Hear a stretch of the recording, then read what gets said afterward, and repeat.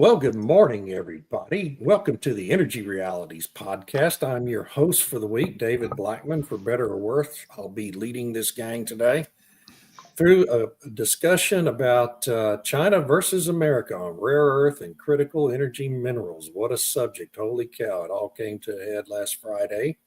With me today are Dr. Tammy Nemeth from her home in the UK, I believe.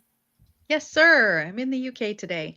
Well, that's wonderful. I hope it's raining because you're in the UK. It should be raining, right?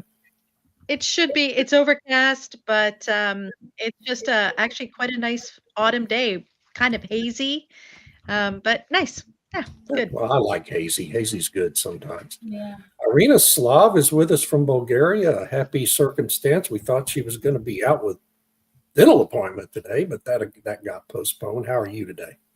I'm great, thank you. It's a lovely autumn day here as well. But winter is coming. Winter Next is week. coming. Yeah, next Yes. week. Oh, really? Oh, you got a wintry forecast for next week? Yeah, I just published a Substack on the topic. The forecasts say that winter will come next week in Europe. Well, I'm guessing that's all climate changey stuff, kind of stuff. They're not saying it's climate change. They're too worried about gas supply right now. Ooh. Oh, yeah. I mean, we have Breaking those concerns. news, And Dr. Stu Turley at his bunker in Oklahoma today. How are you? Oh, doing good. Doctor of Humor, I think, is the only thing I've actually got. Doctor of the backhoe. The doctor of the backhoe. Yeah, me and the backhoe got a workout, so we're having fun. Well, as I said up top, we're talking about critical energy minerals and rare earths today, and China's crackdown, which came on Friday. They've implemented at least a regime they on Friday said they were going to try to impose on the rest of the world and restrict exports of these minerals, even from third-party countries who have relationships with China. It's a pretty extraordinary act, a very aggressive act on the global stage. The President of the United States responded pretty much immediately, just a few hours later, with a new round of tariffs on China's economy and its exports to the United States. We'll see where that all goes over the course of this week, but it is a pretty major bit of news since China controls 85 to 90% of the supply chains or the processing for rare earth minerals. It's a bit of a myth that rare earth minerals are in fact rare. They're all over the world. The United States has enormous domestic quantities in the ground of these minerals, and Greenland has a big resource. Canada does too. I'm sure they're all over Europe as well. The question is, will we ever get to mine them? And if we do mine them, where will they be processed? Because, as I mentioned, China controls about 90% of the global processing of these minerals today, and most of the supply chains as well. So it's a difficult situation for every country outside of China. And, the irony here is that the Western world basically, ceded this territory to China 40 years ago when we gave up on the mining industry in the Western world, thanks to the environmentalist movement. And so here we are. We have a hell of a conundrum on our hands. And Dr. Nemeth, I turn it over to you for your initial comments. Well, I mean, you've been warning about this. I've been warning about it for a long time. I think all of us here on the Energy Realities has been like, come on, people, what's going on? And, periodically they have this statement that now we're going to mobilize. Like there was an article on Chatham House from last week that says, this should galvanize the West to build resilience. Oh, it should. They've been talking how it should galvanize resilience for many years. Yeah. And it's interesting. I was at a conference back in 2011, And this is just when everything was starting to take hold in Europe.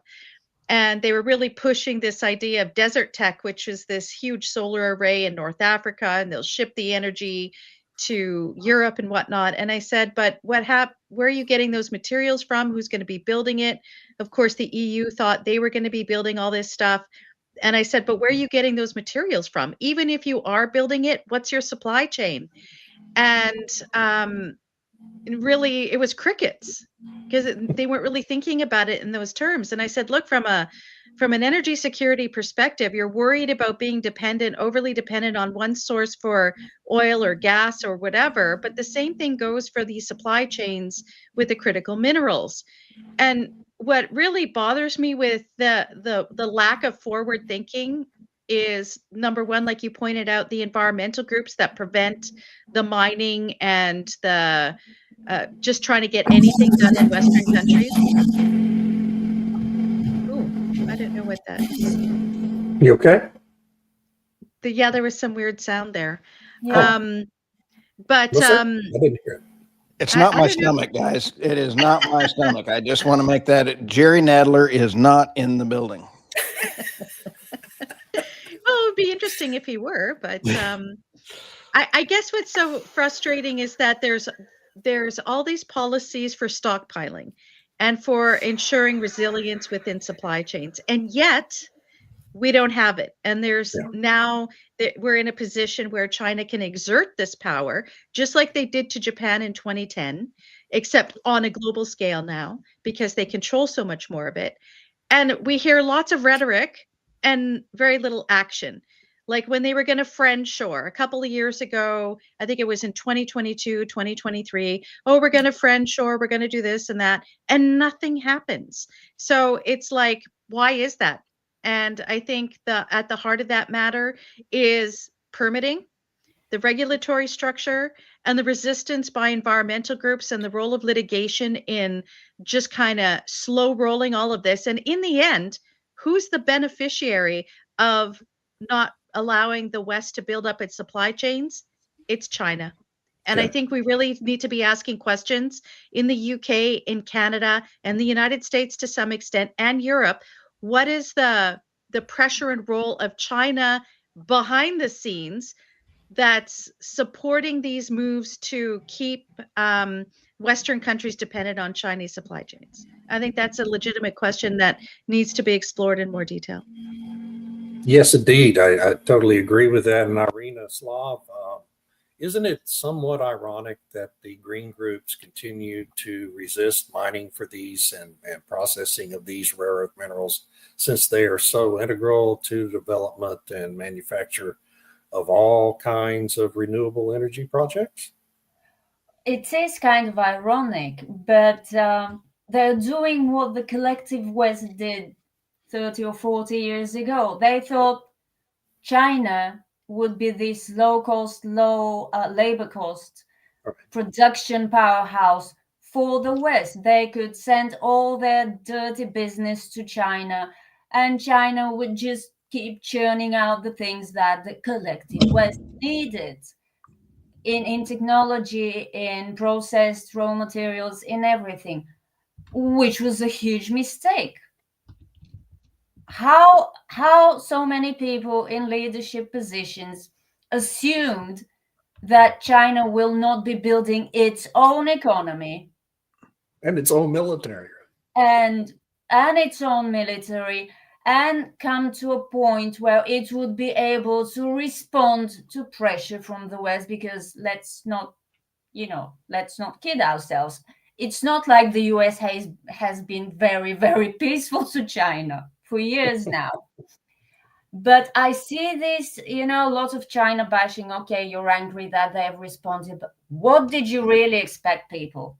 It was the same. It reminds me of 2022 and when they started pouring sanctions on Russia, almost as if they were prepared in advance. I'm not saying they were, but almost as if they were ready to just start slapping sanctions.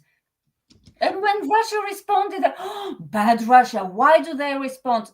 Well, because of course they would. You can't expect them to not respond. Of course. Now, what Tammy said, that there's been a lot of talk about friendshoring, which is the stupidest word ever. It is really idiotic. That was the right thing to do. Okay, you're very, very late in doing this, but better late than never. But now Tammy says, and I'm sure she's right because she researches this stuff in depth, unlike me, there is very little that is being done because it takes time. China had decades to do it, and Yeah. it did it.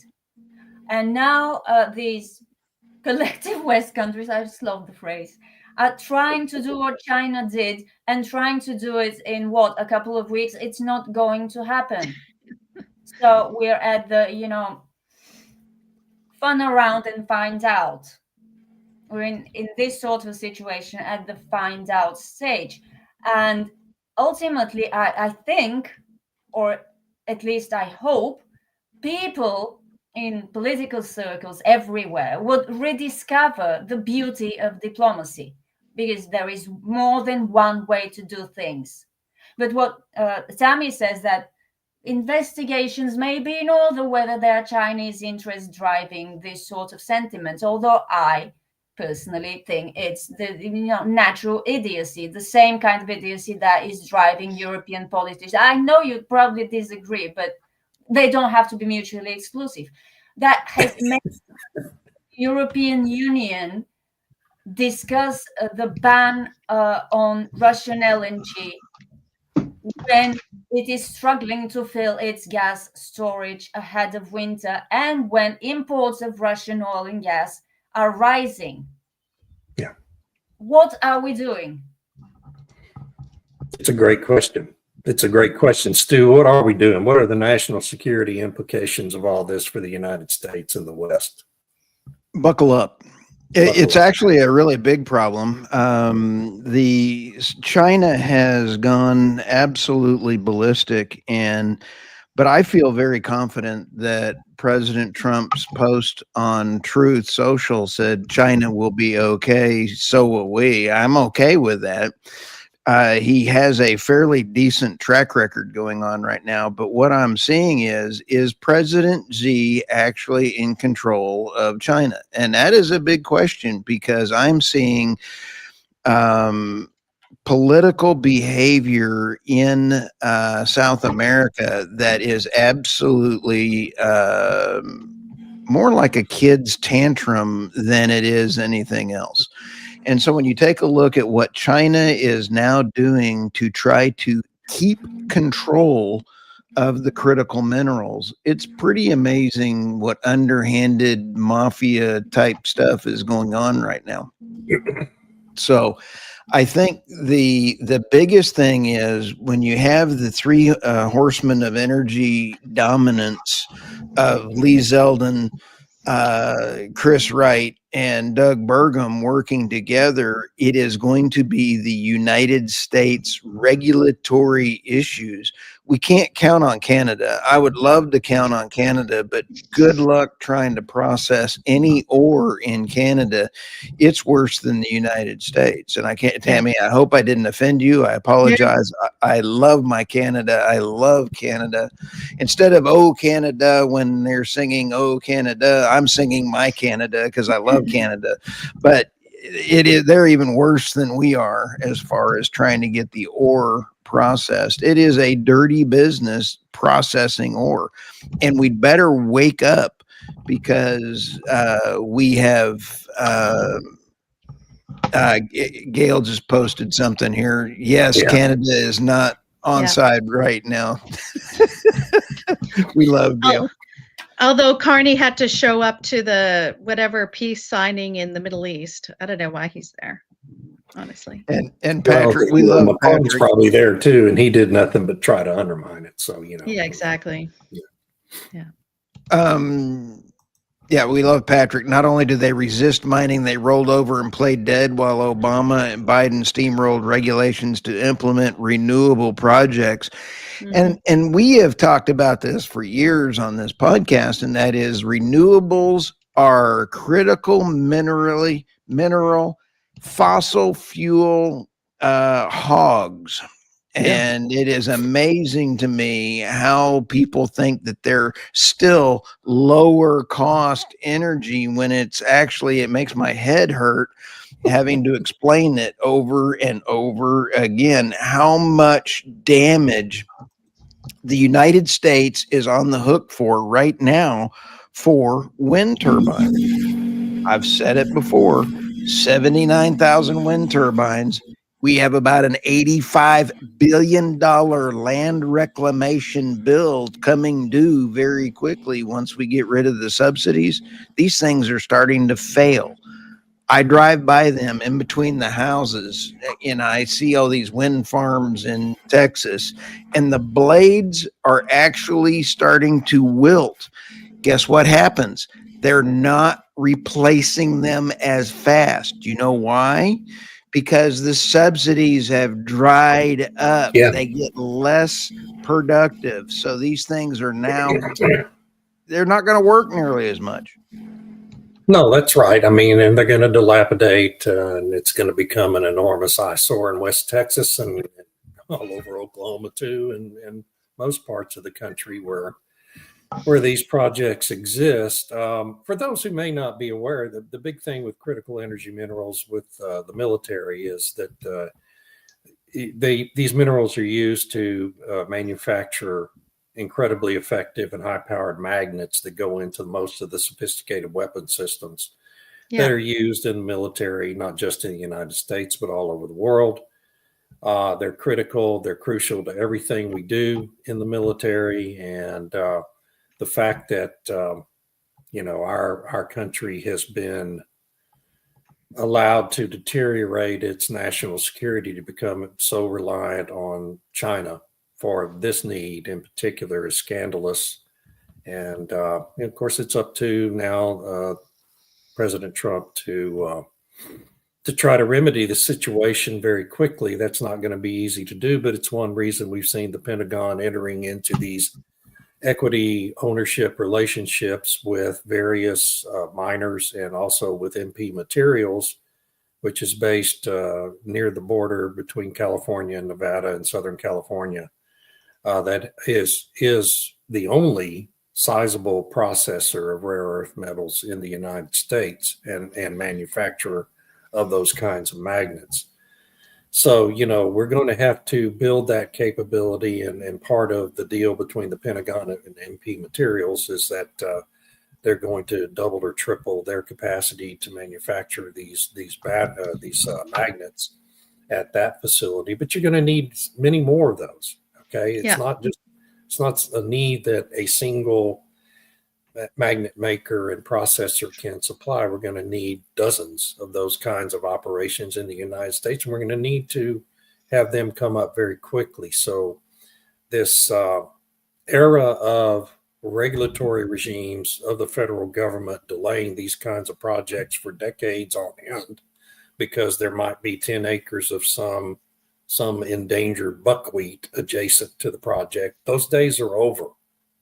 And people are going to have to understand that the United States government is going to have to get out of the business of kowtowing to the demands of these radical left-wing climate alarm groups. And it's going to be very controversial here in the United States. Tammy, I assume it'll be controversial in the UK and Canada as well, although I'm not sure the UK government is going to do much about it. I don't know what is the temperature of the Starmer government towards all of this. The Starmer government is, I don't know what they're thinking. They're so in bed with China, and there's a lot of concerns being raised about its relationship with China. There's this group called the 48 Group, and they were created in 1954 to sort of do trading economic relationships between the UK and China, 1954. And they've been behind the scenes working on different things that have not necessarily been in the best interests of the UK and the Western alliance. And so, for example, there was a spy issue, 2 Chinese spies, they were going to court, and the UK basically said, China's not an enemy state, so drop the charges. So they dropped the charges. And it was like significant spying. And so this is what's blown up in the past week. And then there was the issue with this massive Chinese embassy that they want to build in London. That is just, it'll be catastrophic what they do. It'll be this center for spying. And the Labour government's going to let it go forward. So I don't know. I think UK's compromised. I don't think Canada's any better. Sam Cooper has been doing significant investigation into the sort of relationships behind the scenes by Chinese, I wouldn't say spies, but people who are pushing the agenda for the Chinese government in Canada. And the tentacles are quite deep. So I'm not sure what will transpire, but like when it comes to, if I switch back to the sort of regulatory structure, Canada has said that they want to expand critical minerals mining and so on and processing. But the problem is dealing with, say, Chinese non-market behavior.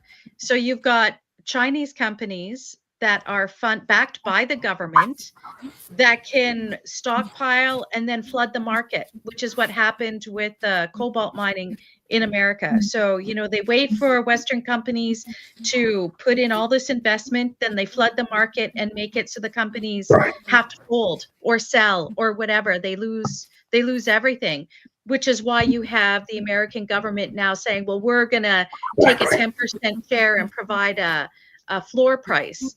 So it's like we can try to say we're going to do all this stuff.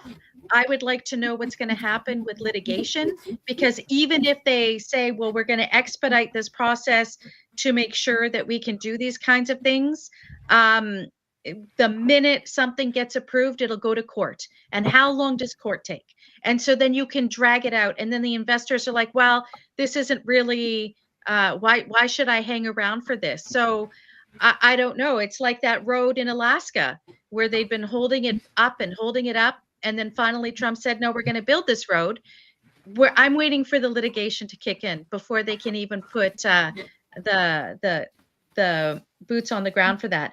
And with respect, just to finish up my point with what Irina was saying, I think China takes advantage of the incompetence and the idiocy in Western governments. And so you're right. I don't know if they're not necessarily directing stuff. I think they help support those who are behaving in an idiotic manner, because then it's like, well, I get complete cover just by supporting this sort of because the Western political elites have put themselves into this situation when anyone with the savvy to take advantage would. Sorry, excuse me. Whoops, what happened? But I have that effect isn't on this where people. the term useful idiots arose? Vladimir Lenin's famous quote that U.S. liberals are happy fools and useful idiots, that we can use to our advantage. That's from 110 years ago, I guess, but it's still and the applies. fellow travelers. And you have the fellow travelers. So like Rodney McInnes made a point about like it's a Fabian thing. But there is a Fabian society in the UK, and they're the ones that the Labour Party came out of. So Keir Starmer and all those guys are part of the Fabian society, which is this kind of incremental move towards socialism, communism, whatever. And the Labour Party is an unabashed socialist party. And so if you have ideological alignment with a country like China, then you're a fellow traveler, right? Even if there's people who are useful idiots who, whether they think they're getting an economic gain out of it or whatever, but there's also those who agree with, maybe the China. How many times have we heard these Western leaders say, wow, I admire how China can get things done. Why can't we be more like that? Why don't we have more state-owned things? That's not necessarily a good thing. And so, what are we sacrificing in order to compete with a country like China that's willing to throw government money behind things in order to distort markets? So I think this is the conundrum that Trump has found himself in. How do we compete with these non-market actors And so then now we're in this kind of public-private partnership that's going on and having floor prices. So I don't know if that's the best solution long term, but maybe that's what needs to be done temporarily at this point. Irina, did you have before you were interrupted? You were Sorry. in the middle. That's okay. What was I saying? I can't remember. But yeah, we don't need to, I think people have this tendency to create stories, which is how conspiracy theories start, because they are well structured. I don't think reality is so well structured, and appealing as the idea might be that somebody is whoever, China or deep state or something like this, orchestrating absolutely everything. It's not, because no one entity has the capacity and the resources to orchestrate absolutely everything. So they do what Tammy suggested that China is doing, is taking advantage. And it's not just China. This is just one example. We need to kick the idiots out of government, especially if, as Tammy said, there are investigations showing actual links between Chinese interests and Canadian politicians. I mean, we really putting these people in. Yeah. Well, our problem in the United States is we tend to replace the idiots with more idiots, right? Like we're We about do to do the with the same governor thing in of California. Bulgaria, and apparently Yeah. they're doing the same thing in Canada. Not to mention the UK. I don't know why this is, but we keep doing it. And I guess the old refrain we have been repeating for years, ever since this podcast started, it will have to get much worse before it starts getting better, little by little. I'm sorry, but It's sad but true. Seems inevitable at this point. Yeah. Stu, can it get any worse? Yes, but I think we are on track. I want to take just a moment. Tomorrow, the staff is absolutely releasing the interview that I did with General Flynn. And I mean, General Flynn had some outstanding points on what it's going to take to fix the energy type stuff. With your permission, I'd love to play this about 30 seconds here. Okay. Let's get it going here. So the president is going to have a massive America First energy summit and then plow new ground. This is politics usual. This is the takeover of our country. The president of the United States declares a national emergency and says, for federal elections, here's how we're going to do it. Let's fight for peace instead of continuing this long drawn out war. Wow. So I love that. That's awesome. Yeah, it was a great conversation. And I'll tell you, being invited to go to the Washington, D.C. with David Blackman is kind of fun, so that we go visit with them about their policies. It is a big deal. But what he brought up was it's energy, politics are all related. And we have got to get rid of those voting machines. And the Dominion voting machines, I think, were just bought by a new group of people that happen to vote for Trump. That's going to cause everybody to go to paper ballots. Oh my God. I mean, there's hysteria among the American left over that right now. Yeah, Liberty Vote. It was bought by Liberty Vote. Yeah. You can just throw out a bunch of paper ballots too. I mean, it's easy to manipulate. That's what they did in Moldova. I've seen in Bulgarian elections this happen on live streaming, because all the ballot counting stations need to live stream the counting of the votes. And I saw them pick one up and throw it away. Yes. Yeah. Yeah. We've got to eliminate mail-in ballots. For elections to be really secure, we have to eliminate mail-in ballots. But getting rid, or at least hamstringing, the Dominion systems and their algorithms, in which we know for an absolute fact that they often don't even count the votes. They just perform these calculations, these logarithmic calculations of what the vote was anticipated to be, and turn that in to the Secretary of State. So if we can put an end to that, that's a big piece of the problem. We are at the halfway mark. And any last words from anyone on the rare earth minerals discussion? Yeah, I wanted to give a shout out to Patricia Adams, who's a Canadian researcher who has she's written commentary for the Financial Post, Epoch Times, and whatever. But she's produced like 2 or 3 different reports for the Global Warming Policy Foundation in the UK. One is called China's Energy Dream, and the other is called The Red and the Green: China's Useful Idiots. And she really takes apart a lot of and tracks how all this stuff has been working over the past, 20 years or so. Really, I highly recommend her reports there just to understand it better. Irina, any last words? No, I ranted all I wanted to rant about. Stu, on the rare earth minerals, any last words? As long as we can get Lee Zeldin to really hammer in the United States the regulatory processes so we can process, we have months to get this fixed, not years. Yeah, it's got to go fast. Just a shout out to our friend Robert Bryce for those who want more details on what's happening with China and the U.S. on this rare earth issue. Robert had an excellent piece detailing the elements of the new crackdown by China that he published on his Substack on Friday. I believe it was also republished at Real Clear Energy. It was really good. I also published a lengthy post on my Substack that's not behind the paywall that kind of goes through the history of the last 5 years on this issue that, people are free to read. There's no cost to that. And there's a lot of other good information out there on Substack about this. So with that, let's move to our articles of the week. Dr. Nemeth. Okay, well, I guess the first one I'll go with is the Fatty Birol op-ed in Time magazine.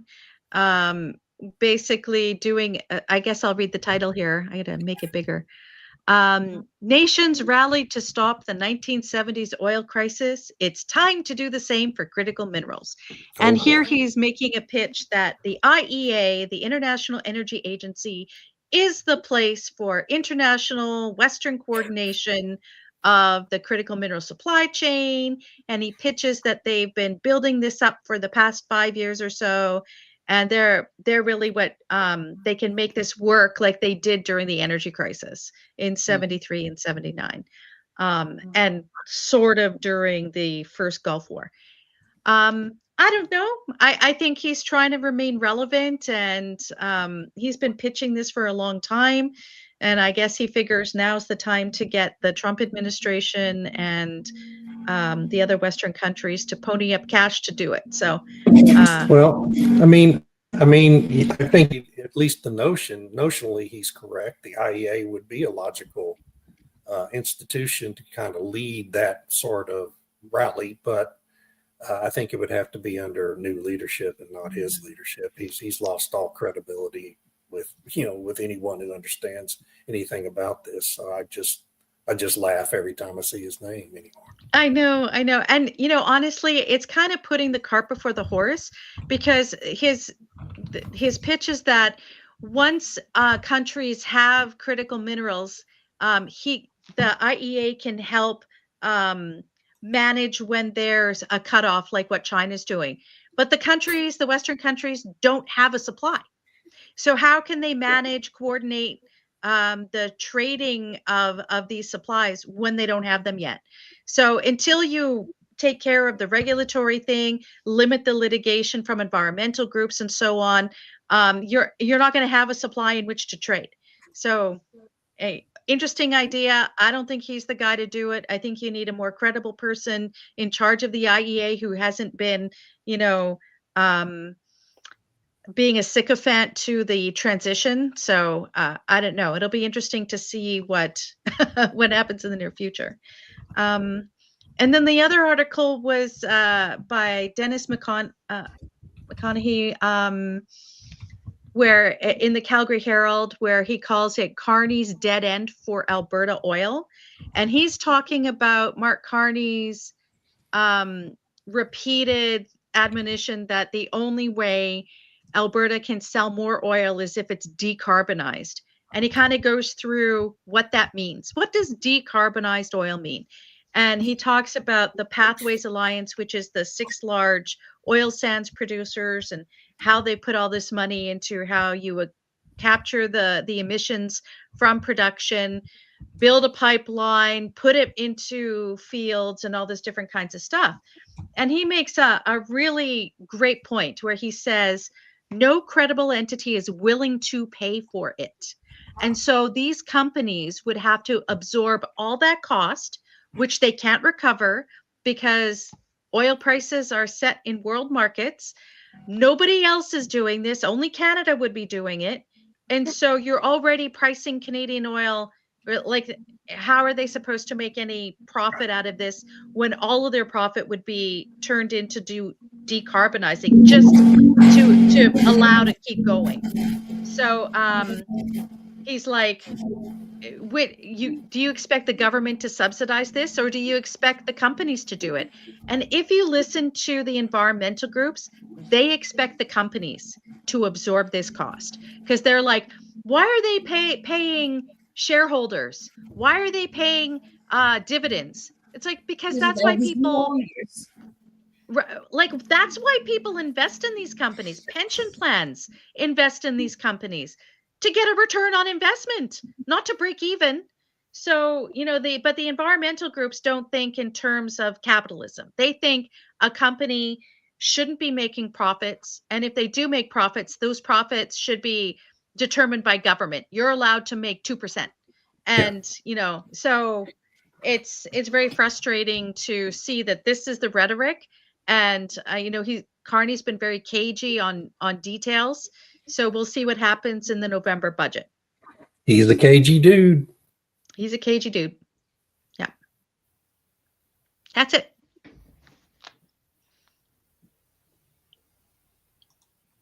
And you can find me on Substack, the nemethReport.substack.com.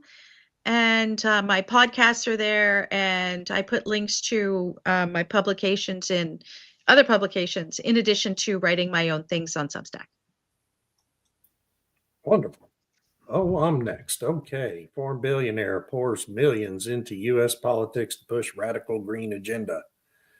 Yes, well, this is becoming a common tale. There's all kinds of foreign billionaires. This is about one particular one, but I mean, this is a pretty common theme in the U.S.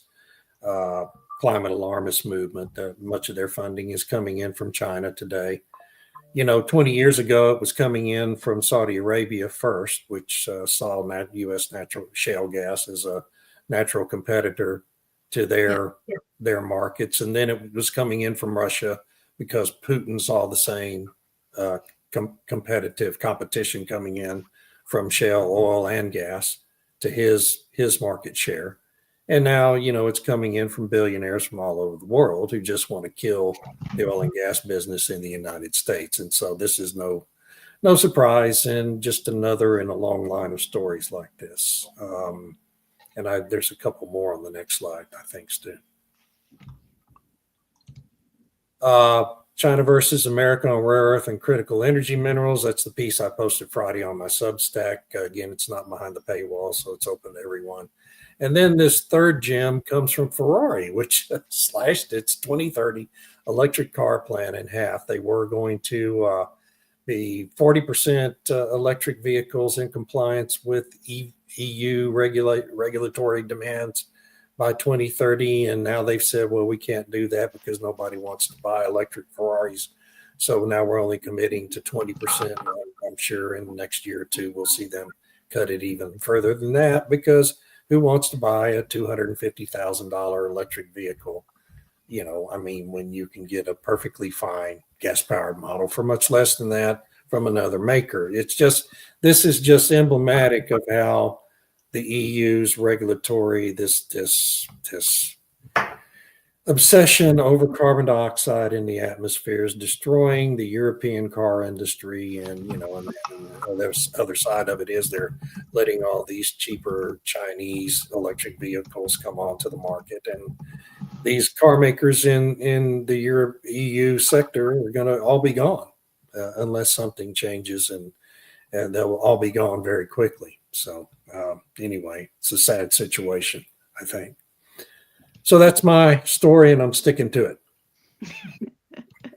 Can And I then, add, like, when you're talking about the Ferrari one, there was a story about this Australian mining company, Fortescue, and the guy who owns it is like, he's suddenly become this green whatever guy. He signed on to the Fossil Fuel Non-Proliferation Treaty, but he was going to have the UK produce these electric mining trucks. And then he was invited to China, and he went to China, and their entire production is robotic. Like, they have humanoid robots that put it all together. So he said, you know what? I'm going to have it all designed in the UK. They will make the prototypes, and then I'm going to turn commercial production over to China. Oh, come on. So here we are. We're going to be all green and whatever, and oh yeah, the West and all this kind of thing. And he's going to have China build all these autonomous electric mining trucks. What could go wrong? Yeah, just like green hydrogen ambitions.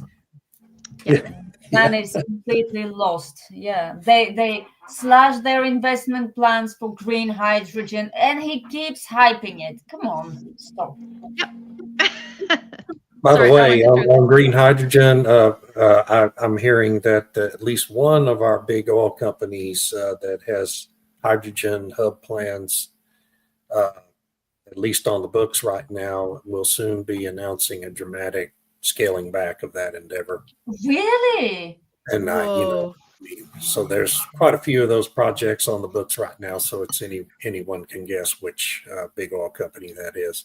I wonder if the hydrogen corridor in the EU is actually going to get built. I have a feeling that the EU's going to fail before that happens. I haven't seen anything about it recently. They're busy now with Russian LNG bans. Leave them alone. Oh my gosh. Yeah. Yeah, that'll work. Yeah. Irina, it's your turn. Yeah, I don't actually have stories because my dentist only called me at 8 last night, but I have a couple of stories I saw today, both very funny. I think these are Stu's stories. Stu, do you want to go first? Oh, no, these are yours off of your Substack, but I can go ahead and go if you want. Sure, go on. Okay. Why not? Funny enough. China and Iran seal oil for infrastructure deal to bypass U.S. sanctions. This phenomenal lady has once said, sanctions don't work as intended. And I believe that lady is Irina Slav. And Irina, I absolutely love that quote, T-shirt and all. Yeah. China and Iran seal oil for infrastructure. This is huge because they are trading outside the U.S. dollar. And again, you weaponize the U.S. dollar and people find ways around it. I also did not have Phil Mickelson on my bingo card. He is a famous golf guy, and he has said, if you want to save the beaches in California, drill for oil, because it is a scientific fact. There's so much oil in California that if you don't release the pressure, tar balls won't show up on the beach anymore if you actually drill. I did not have tar balls or Phil Mickelson on my bingo card this week. So anyway. Mike Umbro, our friend Mike Umbro, told you and me the same thing on our podcast episode last week, right? About the you bet. Yeah. And so you can find me on theenergynewsbeat.substack.com or energynewsbeat.com. And we have a lot of fun there. Irina, you said you had a couple of stories you wanted to talk about. Yes.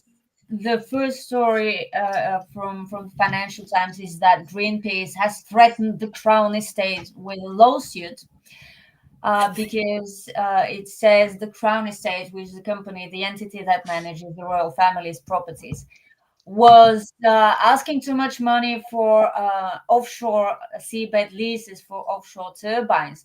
And this has made building offshore wind turbines very expensive, which is bad for consumers and bad for wind power developers. So bad, Crown Estate. And if you don't mend your ways, we're going to take you to court.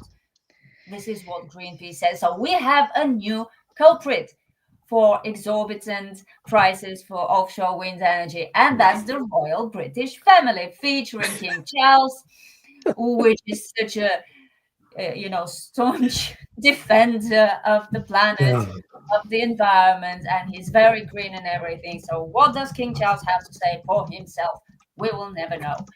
The second story was something about the European Union and energy, but it just slipped my mind. I'm trying to find it. It was in Reuters, and it wasn't about the LNG ban, but I don't know. I mean, the story I wrote today for Substack was about gas and how Germany is going to suffer economic losses of 40 billion euro if the winter is colder than usual, and it cannot bring its storage to 90%. Even if it does bring its storage to 90%, however, it will still suffer losses to the tune of 14 billion euro, which is better than 40 billion euro, because that's the difference. That the difference of 24 billion euro in losses is the difference between no economic growth and recession, guys. Holy smokes. Holy smokes. Well, but that can be cured by that donut of prosperity that I never checked. Yeah. I didn't have time. What's the donut of prosperity? It's all these stupid, ridiculous left-wing notions that you can replace economic growth with environmental purity, and it all comes out in the wash, right? Yeah, sure. Yeah. You know what I think of that donut of prosperity? I think of a hemorrhoid donut that you sit on. I know, that's what I was thinking. Dr. Nemeth, I am so glad that you and I are on the same track there. The donut of preparation H. Yeah, hemorrhoid. Yeah. Oh my gosh. Well, you know what's interesting, Irina, when you talk about Greenpeace wanting to sue the Crown Estate or whatever for its offshore thing, that money actually goes to the UK Treasury. So it's like the UK government gets royalties, which helps plug the black hole in the UK finances, which apparently we all have. And so then I'm thinking, well, they're complaining that maybe they need a sovereign wealth fund. I would suggest that Crown Estate is the equivalent of a sovereign wealth fund, but instead of investing that money, it just goes to the UK Treasury, which they then spend on right, whatever. Where does the money of the Crown Estate come from, except from properties that generate income, such as the seabed? Right. So the Crown Estate is like it's like royalties that a government gets, and it's held in lieu of. So it's like royal, but it's owned by the monarch in right of the crown. But it's actually, the money goes to the UK Treasury. So basically, Greenpeace wants less money to go into the finances of the country, because so it would seem. Well, so it would seem. Maybe they don't know this, but I'm sure they do. They think they know. Decent lawyers, yeah. Yeah. Well, Greenpeace hasn't had a great record in litigation over the last year. They got hit with that $660 million judgment last year, so they're looking to recover some of those proceeds. Well, but they did win in the EU and in Norway, where they backed court cases against oil and gas development, where countries that have a transition plan are now obligated to do it. Otherwise, they're affecting the human rights and future of children or whatever. Yeah. We really need new laws.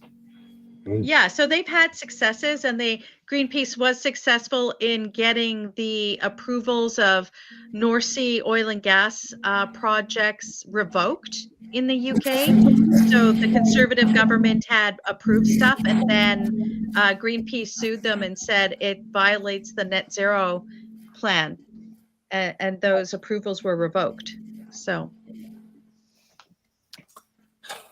Well, Greenpeace. litigation is never ending in the United States as well, but we've been having some good results in this climate lawfare thing Yeah. that's been managed by the Sher Edling firm out in San Francisco for the past 6-7 years, and they keep losing case after case after case, and eventually, I think the Supreme Court's going to have to jump in and put an end to that nonsense. But they'll just come up with the next campaign after that. Yeah. And I think we may have run out our string here. We're 10 minutes early, but Woo! Very efficient today. we have another Great. topic we want to raise, or wait until next week. Give Stu 10 minutes to recover before his next podcast at the top of the hour. You got to run. So, no, I think it's a lot of fun. We've had a lot of great comments again from our great listeners. A shout out to all of them. Patrick, Gail, Rodney, Tom, a bunch of great folks out there. So Thanks, everyone. Thanks for the comments. And Tom Butts, who is a new name on our list. Welcome, Tom. Hi, Tom. And thank you, everyone, for joining us. We appreciate it. We know we conflicted, I think, with the end of President Trump's speech to the Knesset this morning, which was wildly entertaining. And everyone should go watch the first 30 minutes of it because it's better than any comedy routine you'll ever see on late night television. And with that, I wish everyone a wonderful week, and we will reconvene this panel again next Monday at the regular time. Have a Sounds great good. week.